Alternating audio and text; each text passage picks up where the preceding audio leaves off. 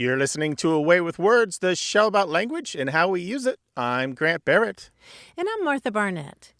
Yael messaged us from Israel with a great slang term, and it translates as a kitbag question. Now, in Israel, a kitbag is a soldier's duffel bag, and it contains lots of supplies. So imagine a troop in basic training, and they've just been told to run laps or do some other kind of challenging drill, and one of the soldiers asks, "Are we supposed to be carrying our kit bags while doing that?" And the officer, of course, replies, "You know what? Yeah, carry your kit bags." Oh. So a kit bag question is the kind of question that carries a consequence you might otherwise have avoided. Oh, yes. And you all know those kind of people. You just, and they get, they get consequences when the officer is not around later from their peers. Yeah. Maybe they get their dessert yanked from them in the mess hall or something worse. Yeah, well, Yael says that this has been carried over from the military into everyday situations. So it's sort of like, class is about to dismiss and the kid pipes up, "Do we have homework today?" Oh, yeah. Weren't you going to give us a quiz?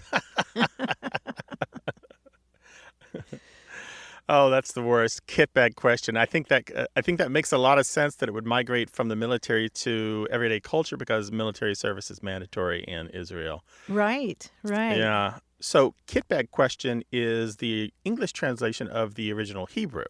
Right. She'elat kitbag. Yael contacted us via WhatsApp from Israel, and you can reach us via WhatsApp too. You can find that number on our contact page at waywardradio.org. We would love to hear from you. Hi there, you have a way with words. Hello, good morning. Hello. This is Rodrigo Ortega, Where are you calling from? Tucson, Arizona. What's on your mind today? When I first came to the States about 30-some years ago, I decided that I wanted to fit in. So I left Mexico, came to Denver, Colorado, and I looked for a book to help me use slang, because I wanted to be like a cool guy. I was 22 years at the time. And I started using the slang. Believe it or not, there was a book for slang. And I didn't check the date on the book. So I'm walking around, going to the bar, finding a cute girl, and telling her, "Gee whiz, you're beautiful."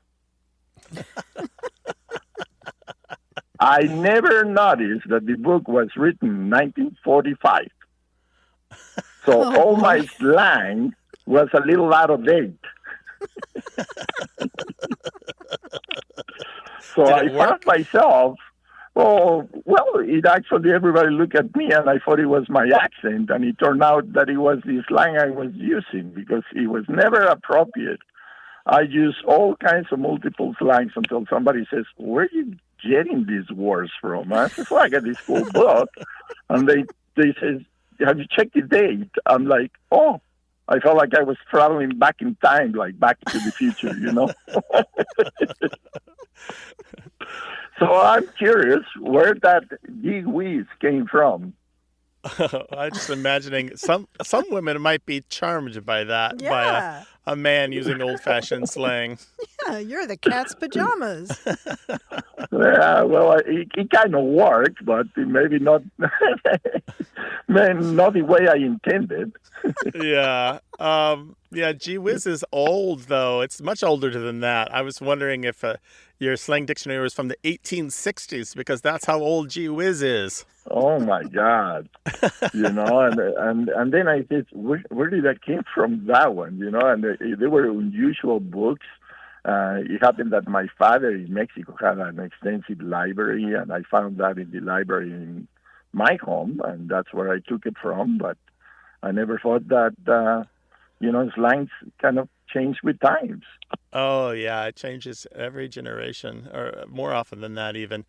There are a whole bunch of terms like gee whiz that begin with G, but gee whiz itself probably is a shortening of an older one, G. Whittaker, which has got a lot of forms, including G. Willigans. And that is probably a form of using Jerusalem as a very mild swear word or mild imprecation, or by Jerusalem. And all of these are what are known as minced oaths, which we've talked about on the show before. And minced oaths are about swearing but not swearing. You don't want to say something truly offensive. So you find a way to get that urge to swear out of your system without actually swearing. So there's a ton. So you try not to take the, God's name or Jesus's name in vain. So you say something else that's similar but isn't that. So gee whiz sounds a little like the beginning of Jesus. It sounds a little bit like the G in God. Oh, okay. Well, that kind of makes sense. So what do you say now when you see a beautiful woman, Rodrigo? I said, hello, honey, I'm home. Hello, honey, I'm home. Well, if I say anything else, I'll be trouble. Well done. Well done. Yeah, she'll appreciate that. Give our best to the beautiful woman at home, and thank you so much for calling. I appreciate you guys. Love your show. Thanks for having me. Bye. All right, take care of yourself. Thanks, Rodrigo. You're probably thinking right now, gee whiz, I should call Martha and Grant. And gee golly, you should. 877-929-9673. And if you're not in the United States, that number works in Canada. It's toll-free there, too. And if you're somewhere else outside of North America, including Mexico, have we got lots of ways to reach us. You can find them all on our website at waywardradio.org/contact. Hello, you have a way with words. Hi, this is Erica calling from Traverse City, Michigan.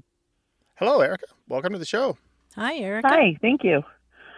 So I have a license plate, vanity plate, that I made hijinks. My definition of hijinks is a lot of fun. I also work at a library, so it's outside the library a lot, and I get a lot of questions once patrons realize that that's my car. And most of them ask me why I'm saying hi to Jinks, or they'll come in and say, hi, Jinks, or they'll say like, hi, Jinks, you owe me a pop. And I don't know. It's a weird thing that different, I don't know what people think it means, I guess. So your license plate says hijinks. How do you spell it? Hijinks. Okay, gotcha. For you, it means lots of fun, or lots of fun, or lots of fun. Yeah. Well, it sounds like lots of fun. And you work in a library. Are you a librarian? Technically, no, but yes. Okay, gotcha. But you work in a library, Yeah. So bravo to you. I do. Some of our favorite people. I work in at libraries. circulation, and yeah. Gotcha. So I see lots excellent. of people come in and out, and it's a small library, so everybody kind of gets to know the librarians that are there. And So let's recap here. You spent money and took time and thought to put a word on your license plate that you don't know what it means, and now you're questioning yourself. You have doubts after raising all this ruckus in your library. You're wondering what you got yourself into. I think I know what it means. I think it means a lot of fun. I have 4 kids. Mm-hmm. So I have a kind of a larger car, and when they were littler, we would go out and have hijinks, like a lot of fun. Yeah, you're pretty much on the money. I mean, it means boisterous horsing around or wild antics. It sounds like you get into some of those. Right. And it's a wonderful word that is spelled the way you spell it. Sometimes it's got a little hyphen in there, or it's spelled as 2 words, Hijinks. And the word actually goes back to, maybe you'll appreciate this, it goes back to the late 17th century where it referred to drinking games, usually really wild drinking games that often involved dice. You would fill up a mug and somebody yells, "Hi, Jinks," and then you roll the dice, and whoever has the number that comes up has to take a drink. And there are lots of variations about it. If you forget to yell "Hi, Jinks," for example, you might have to pay up. Or if you refuse a drink, you might have to pay up. And as you can imagine, these games would get increasingly loud and increasingly boisterous. And hijinks may be related to a Scottish word, jink, which means to turn quickly or move nimbly to one side or to dodge somebody, like on the sidewalk. And it also came to mean a trick. And the high in hijinks may have to do with an old word that means to call in a loud voice. So you're sort of summoning people to activity. Okay. Erica, do you get reactions when you're on the road too? That's what I'm wondering. There was one, I'm trying to think of a synonym to hijinks. There was a person following me, and I stopped at a rest stop, and they followed me in, and they had sort of a synonym on their license plate. And we said we should probably go on vacation together, but I can't remember exactly what the synonym was. Maybe roomies. But Martha, those drinking games changed by the 1800s, right? They became more like a dare game where you kind of dared people to do a prank or if they are a stunt, and if they didn't, they had to take a drink. They might have to become a particular character, like act it out, or recite these verses of a particular kind. Yeah. They just got increasingly active. They had to recite what are called fescennine verses, that is, they scurrilous or obscene. And if they messed them up, set them out of order or with mistakes, then they had to take a drink. Yeah.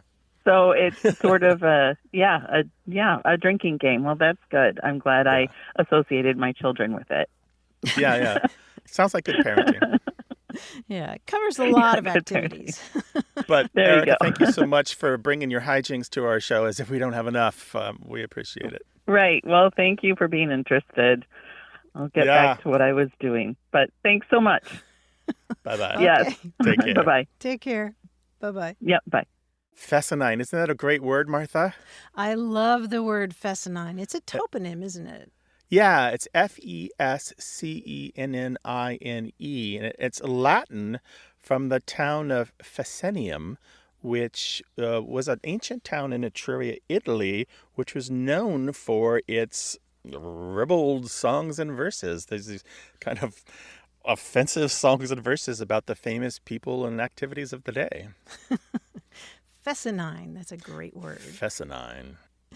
Well, get up to hijinks with us. Call us 877-929-9673, or you can contact us by email, words@waywardradio.org.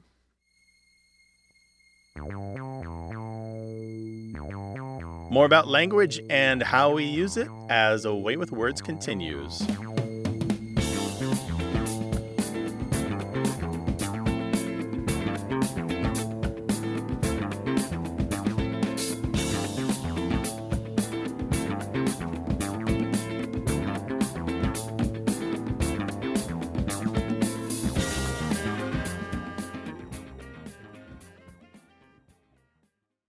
You're listening to A Way with Words, the show about language and how we use it. I'm Martha Barnett. And I'm Grant Barrett, and we're joined by that handsome fellow, our quiz guy, John Janeski in New York. Hi, John. Hi, Grant. Hi, Martha. How are you? John, looking Fantastic. good. What's up? Thank you very much. I'll wager someday someone with way too much time in their hands, probably me, will compile all the quizzes I've created, and they'll find that each of them falls into one of only about half a dozen different types. Now, the following quiz is what I call a synonymic puzzle, synonyms. I've taken a compound word, that is a word composed of two or more smaller words like sunflower, and I've replaced each of the two constituent words with a synonym and then used it in a sentence. For example, if I use sunflower, the result could be something like, while pretty, the bouquet was dominated by a rather large star blossom. And we've got star for sun and blossom for flower, so a star blossom is a sunflower. Gotcha. Got it? Yeah. That's beautiful. Good. Thanks. Now, I think it'll be pretty obvious what the transformed compound word is in each sentence, and you can use textual clues to figure out the answer. Note that these are closed compound words. They do not use a space or a hyphen. Okay? Here we go. Right. During my run for state senate, I made sure to put my face on a check plank facing my opponent's headquarters. Check plank? Check Yep. plank. So that would be a billboard. A billboard, yes. Check for bill and plank for board. Very good. These wireless headphones are not working. I think there's something wrong with the sad canine. The sad canine. The dog, something These wireless, the Bluetooth. Bluetooth, yes. What is the matter with the Bluetooth? Ooh, that here? was tricky. I'm so. Some of That these was- are a little I tricky like that, with John. the way the synonyms have been chosen. Okay. I will always love you if you are also a fan of my favorite Kevin Costner film, The Carcass Defender. Oh, Whitney, she was a gem. Yeah. The Bodyguard. Bodyguard is right. You know, I've never told you about my 3 siblings. My sister is a teacher, my one brother is a pyre pugilist, and my other brother is in law enforcement. Oh, my sister, by the way, went to Montclair University on a Fluffy Orb scholarship. Yay, Title IX. Fluffy Orb? Fluffy Orb. Orb. Fluffy Orb. So So she played on a team with 8 other teammates, I guess, huh? Yeah, she certainly Right. did. Yeah, on Yeah. the field. Yeah, softball. Softball, that's right. Fluffy Orb softball. Very good.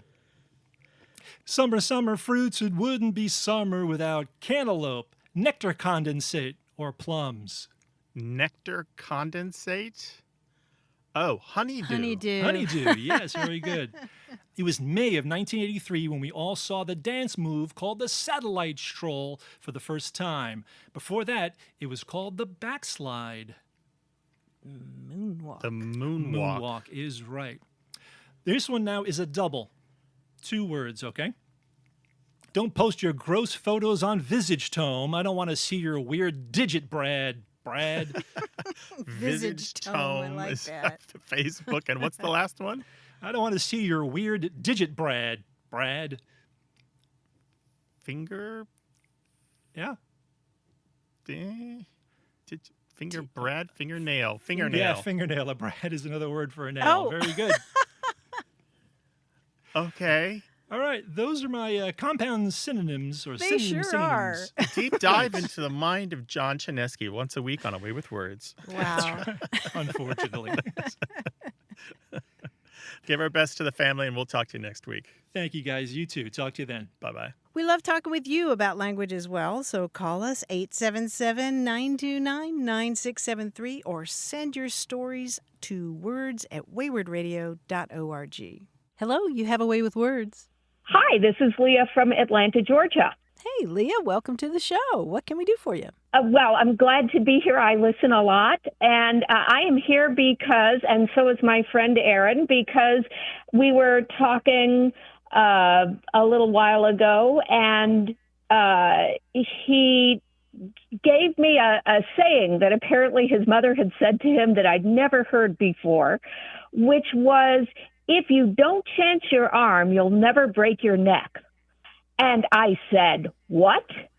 And we talked about that for a while, and he told me that it's kind of, as in his understanding, kind of a nothing ventured, nothing gained. But I had certainly never heard the saying before, and I really don't know why you would want to chance your arm to break your neck at all. I agree with you. Yeah. Did your friend have any other explanation for it? Well, would you like to talk with him and find out from him yes, what please. he knows? Sure. Let me pass you to Absolutely. Aaron. Hello, this is Aaron. Hi, Hello, Aaron. So this is Hi. an expression your mother used? Yes. She's used it, for decades, as far as I can go back, and she's never been able to explain to me. I would frequently ask her, "Why would I want to break my neck?" Gotcha. And you're not American, I hear. No, I'm originally born in Wales. The rest of the family is Irish, and we spent some time there in Ireland. Hence the strange hodgepodge of an accent you're getting. See, what's interesting about this expression, the earliest use of it that I know of in print is actually from Ireland. In the 1930s, there was some folklore gathered from school children, and one of those school children had this expression in full. If you don't chance your arm, you won't break your neck. But I think what Leah is missing here is that the break your neck isn't a literal break your neck. It's the idea of to go all out. This is a rarer idiomatic use of break one's neck. It means to make the maximum possible effort to do something. So the whole expression has this nuanced meaning of, if you never try, then you'll never go all the way.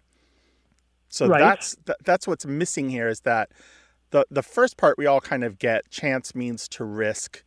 So if you don't take a risk, is what chance your arm means. And that expression, that idiomatic expression, exists on its own. Chance your arm is very old, goes back to the 1860s. But the last part, that's a rarer idiom that is rarely used today. Although you might hear somebody say, "I risked my neck for you," or I put my neck out for you, is a more common way to phrase it, meaning I did everything I could for you. So it's more positive then. Yeah, it's a positive. Yeah. To break one's neck or put one's neck out means to take a chance or to go all out. Right. No, that totally makes sense. And given my mother's age, she was born in the 1930s, so she would have been hearing that then as a child, probably when she was growing up. Yeah. Yeah, absolutely. And there's a couple strange stories about the possible origins of "to chance your arm," although they're all kind of dubious. But the one that I think bears repeating, because it is actually on the website of St. Patrick's Cathedral in Dublin. Supposedly there were two Irish families in the 15th century who were fighting over the very plum position of Lord Deputy in Dublin, because there were a lot of perks with that position. They were literally fighting, involving weapons, not just words. And one of the families took refuge in the chapter house of St. Patrick's Cathedral there in Dublin. And the leader of their opponents was seeking peace. And so he ordered that a hole be cut in a door. So, and he risked losing his arm by putting his hands in his arm through that hole in hopes that it would be taken for a handshake and not cut off. So people claim, including the cathedral, claim that is the origins of "chance your arm." However, I doubt this. Despite, it's a very Dublin thing to do, I have to say. A bit of blather to invent an origin story. Yes, I think so too. And the main problem being that there's 300 years between that event and the first appearance of "chance your arm" in print. So that 300 years is a big question mark. Why did it take so long to appear? But it's a fun story. And the door actually exists. You can actually go to St. Patrick's Cathedral in Dublin and see the door. So I don't doubt the story. I just doubt that it's the origin of the phrase. Okay. That makes a lot of sense. You can pass it on to Leah and tell her that the part that she was missing was that break your neck means to go all out and to do your utmost. So it sounds like good advice, actually. That makes sense. And certainly it fits in the context of which my mother is usually using it. So, yeah. Well, thank you for shining some light on that strange expression. Yeah, our pleasure. Take care of yourself, and you both give us a call again sometime, all right? All right, lovely. Thanks very much. Bye now. All right, bye-bye. Thanks, Aaron. What's the word or phrase that's puzzling you? Call us about it, 877-929-9673, toll free in the U.S. and Canada, or find out other ways to get in touch with us. Go to waywardradio.org/contact.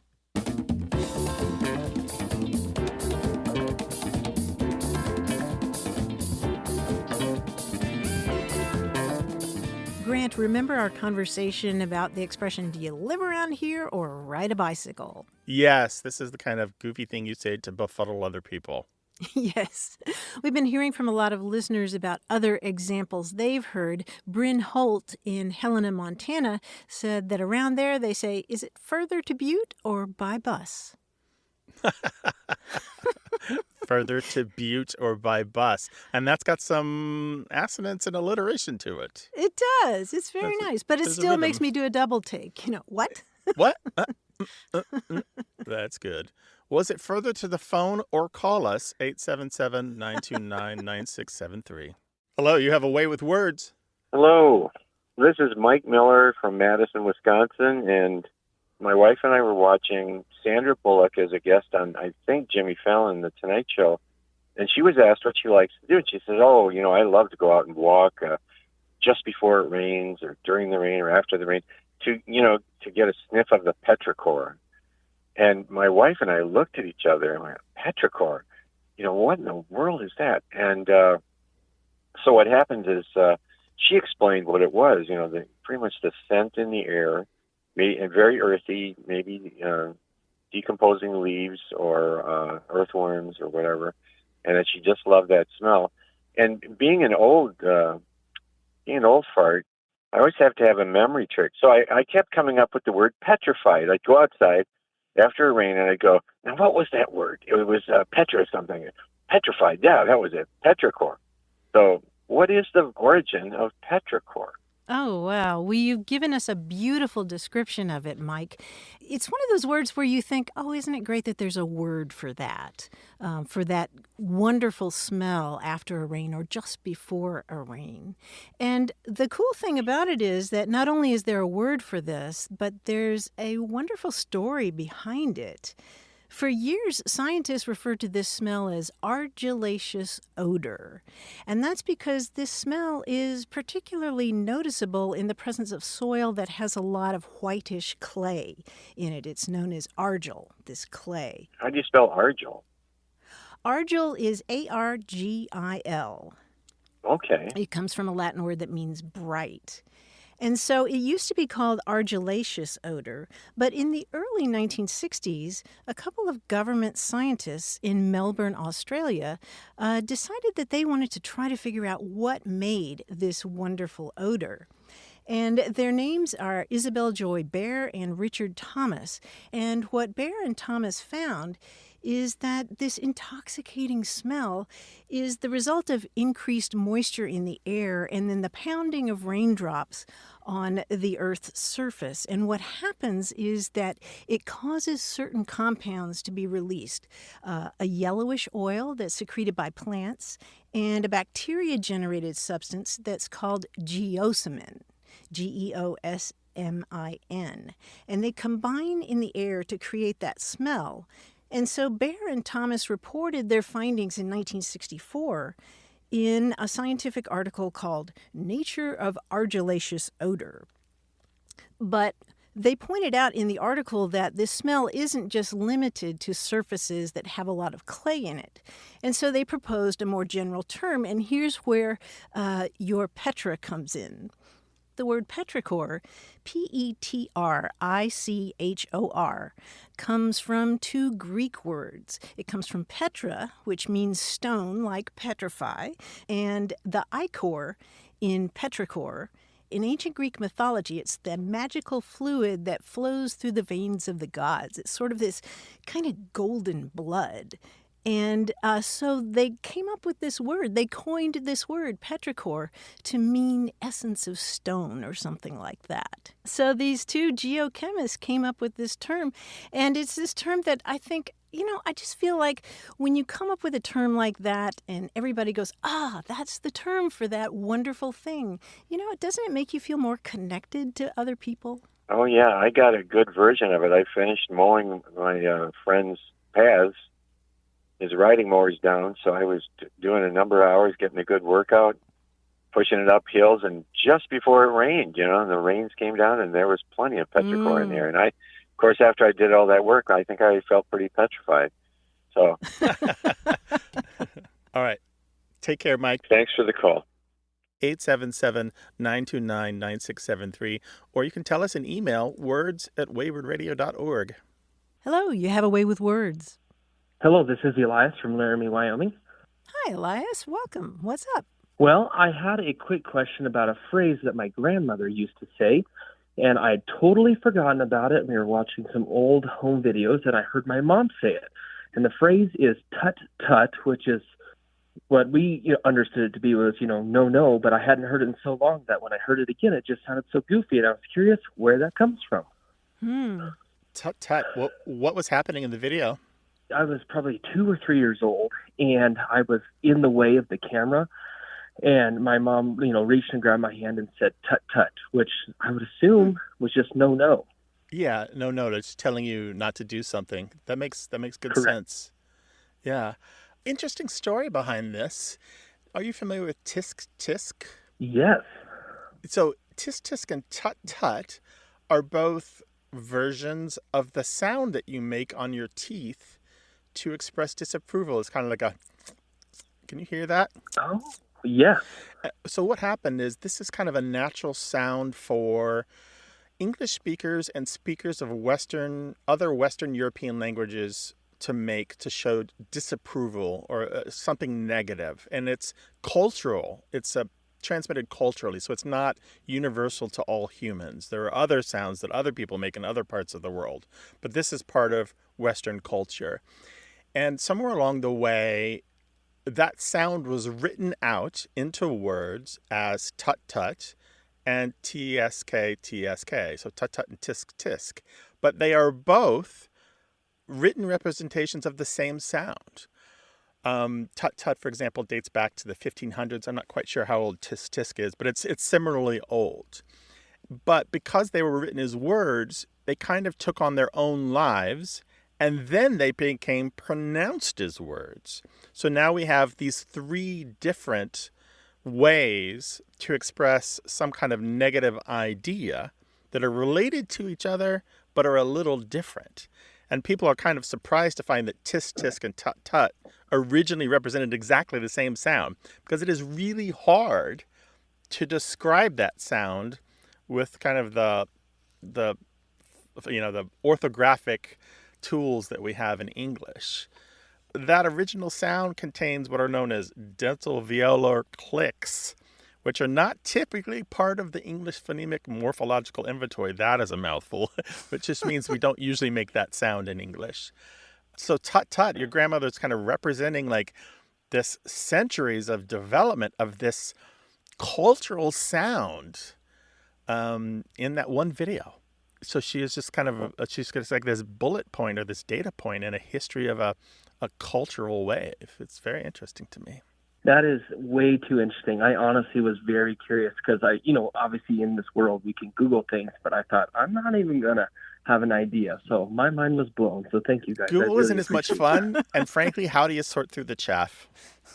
Exactly. Well, thank you guys so much. I appreciate it. All right. Take care of yourself. Thanks for calling, Elias. You as well. Bye-bye. Bye.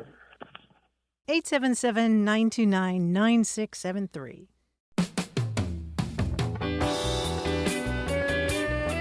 A Way with Words is about language seen through family, history, and culture. Stay tuned for more. You're listening to A Way with Words, the show about language and how we use it. I'm Grant Barrett. And I'm Martha Barnett. For many of us, religious ritual provides language for the key moments in our lives, for welcoming babies into the world, for weddings and coming of age, for how to think about morality and mortality. But what if you don't ascribe to any particular religion? What language do you use to find your way through such things? Historian and poet Jennifer Michael Hecht suggests that to fill that gap, we turn to poetry. Poetry, she says, can connect us to one another and to meaning in our lives. Her new book is called The Wonder Paradox, Embracing the Weirdness of Existence and the Poetry of Our Lives. And it's an absolutely gorgeous meditation on language we can use to make sense of the world and to create meaning for ourselves.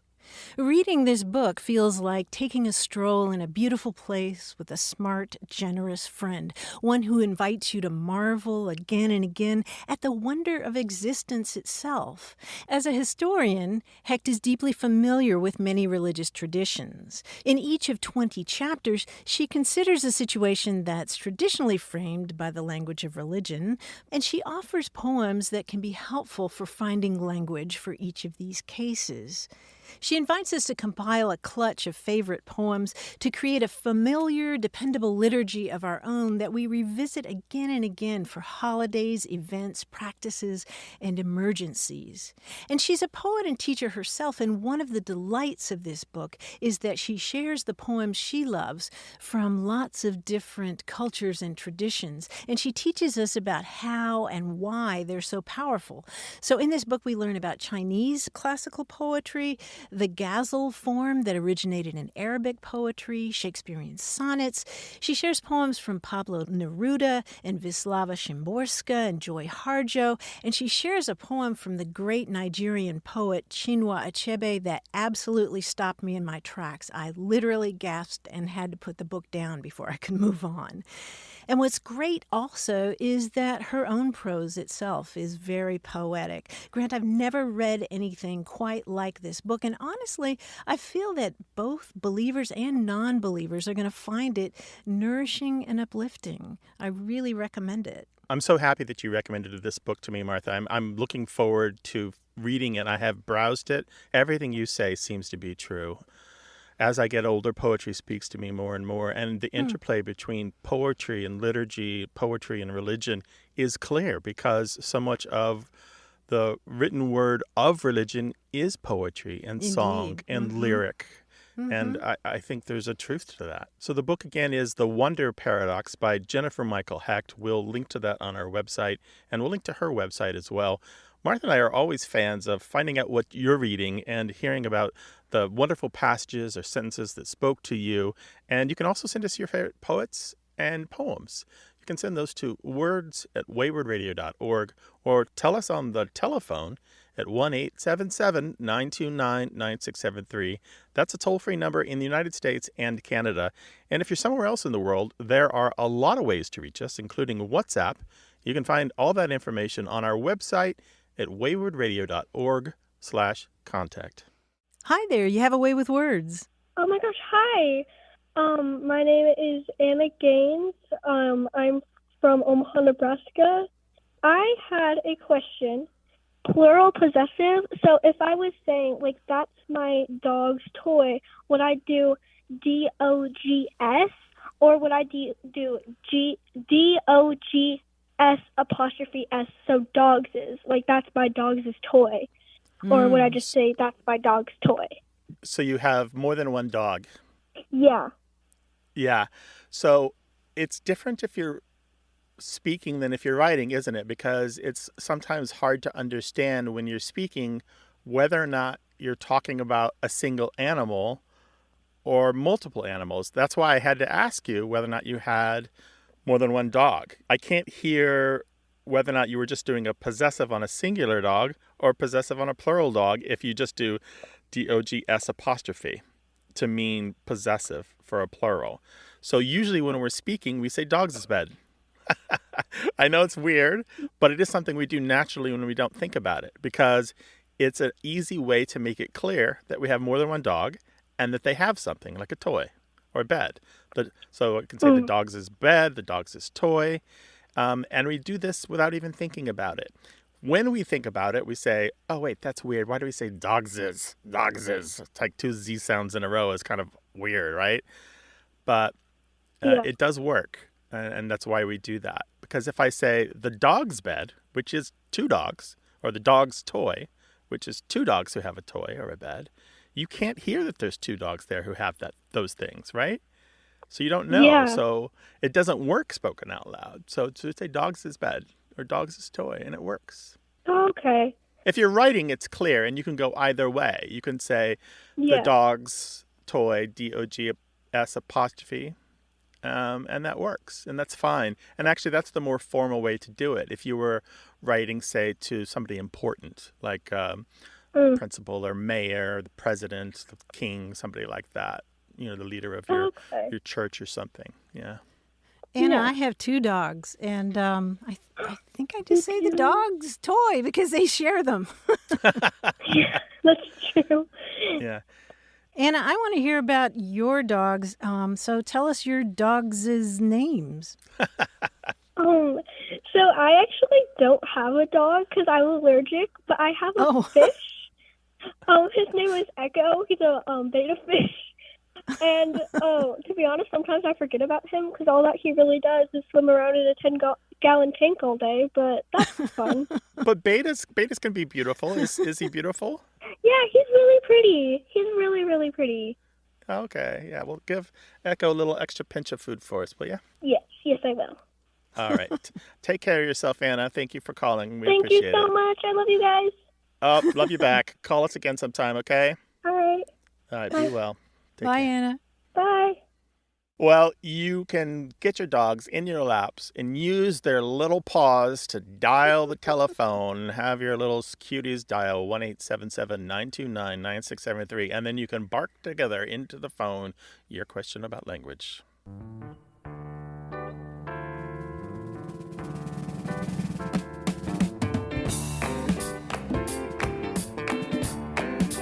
My friend Al is a retired submariner who served on the USS Triton.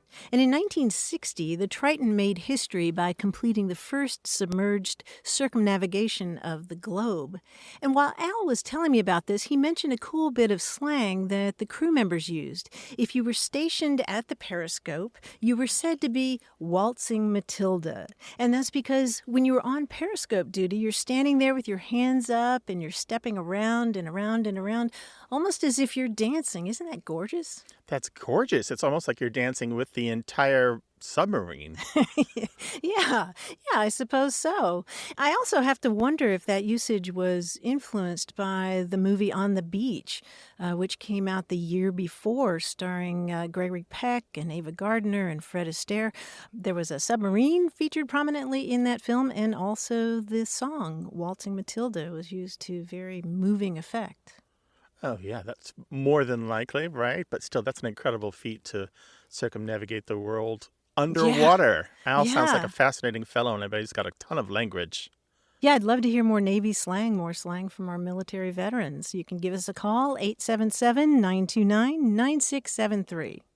Hello, you have a way with words. Hey, this is John Love from San Diego. How are you guys doing? Doing great. What's up, John? Yeah, hey, I was calling because I had a question about a word that I have frequently used and my wife kind of teased me a little bit about. It's be-bopping. And so I used that recently. I heard it a lot growing up and used it recently.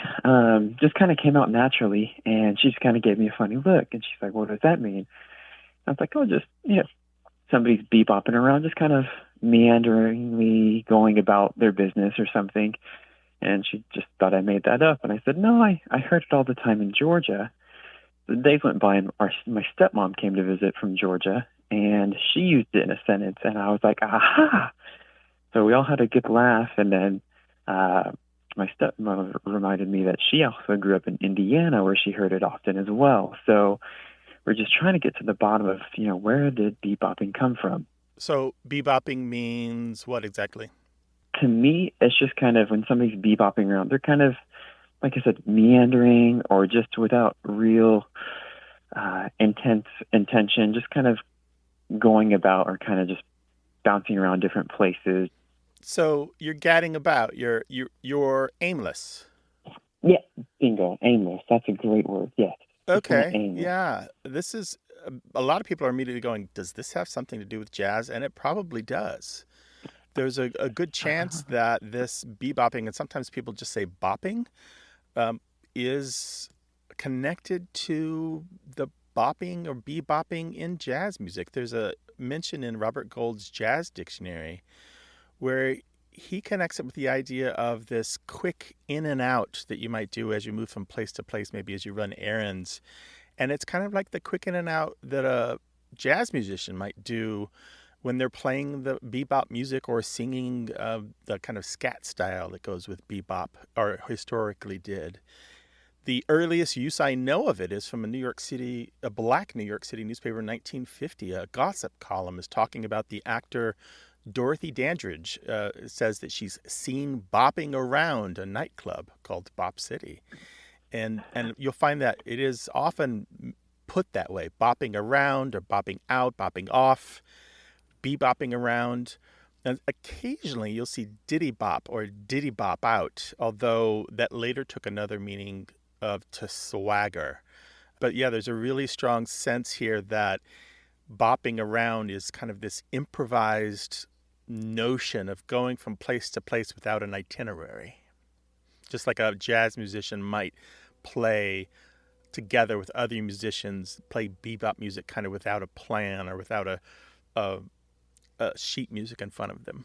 Yeah, how cool. That's really, really interesting that it came all the way from jazz, and we enjoy jazz, so it makes sense how that works. That's really cool. Thank you, guys. Yeah, it is, isn't it? I just love that idea that, well, jazz has given so much to us, and I love that it's also dropped these little pearls into the language. Wow. Well, that's awesome. Well, thank you guys so much. We were really interested, as the discussions went on with the family, and the kids were excited to know we'd be talking with you guys. So thank you guys so much.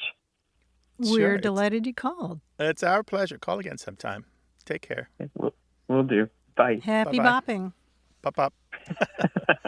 What word is your family talking about? Call us to talk about it. 877-929-9673. Hello, you have a way with words.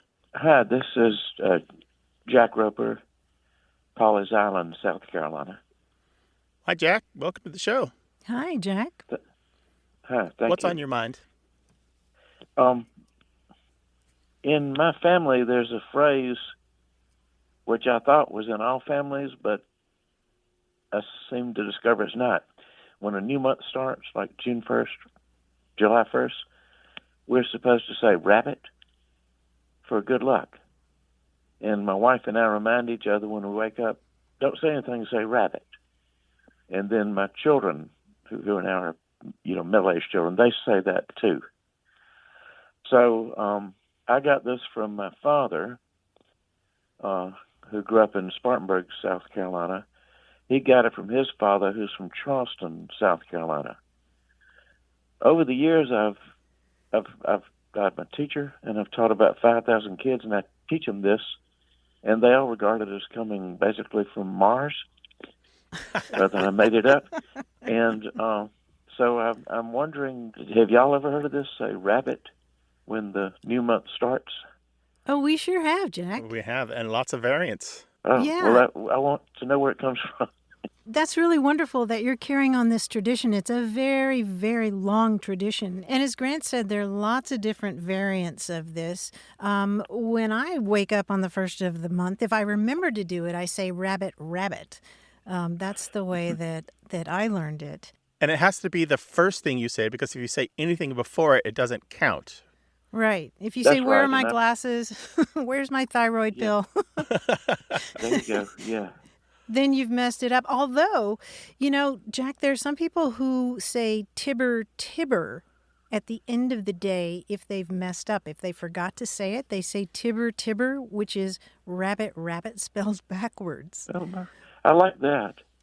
Yeah. I like and that a lot. I may start doing that. Yeah. Yeah. If y'all miss it, you can always make it up. But there are lots. But there are lots of different versions of it. Some people say white rabbit, or white rabbit, white rabbit, white rabbit, or bunny, bunny. Or some people, before they fall asleep the night before, they say hare, hare, like H-A-R-E, hare, hare. Uh-huh. But in any case, this is a very long tradition. And you'll be pleased to know that one person who was really into it was Franklin Delano Roosevelt. He was known to say rabbits. Simon Winchester, the guy who wrote the book about the Oxford English Dictionary, The Professor and the Madman, he had a fantastic record. He recited white rabbits every morning for 696 consecutive months and counting, ever since 1948. Wow. He was 4 years old. We know that it goes back to what, Grant? At least the early 1900s. There was a publication in Britain where one of the parents noted that his children said rabbit, rabbit on the first of every month and they would say it up the chimney, and supposedly that was going to bring them a present or good luck. So it's been around for a long time, and of course we've had traditions involving beliefs about rabbits. The ancient Celts thought that rabbits could communicate with spirits because they were able to burrow underground. And I don't know, as a kid, you may have carried a rabbit's foot for good luck. But Americans got it from the British, is what you're saying. Yes, but I know a lot of people who do it, and it's actually a great way, I think, to stay in touch with some friends that I don't usually talk to through the month, but we always reconnect on the first by texting each other. On the Rabbit, first rabbit. page? That's Yes, very sir. good. That's very good, yeah. So you're definitely not alone. Okay, well, that's reassuring. Well, I enjoy your show an awful lot, and I'll remember Tibber. All right. Okay. Take care of Keep yourself, up the good Jack. work. Bye-bye. Thank you. Bye. Bye-bye. Take care. Rabbit to the phone and call us toll-free, 1-877-929-9673. That's toll-free in the United States and Canada, 24 hours a day. And no matter where you are in the world, you can find a way to reach us on our website at waywardradio.org/contact. Our team includes senior producer Stephanie Levine, engineer and editor Tim Felton, and quiz guide John Chinesky. We'd love to hear from you, no matter where you are in the world. Go to waywardradio.org/contact. Subscribe to the podcast, hear hundreds of past episodes, and get the newsletter at waywardradio.org.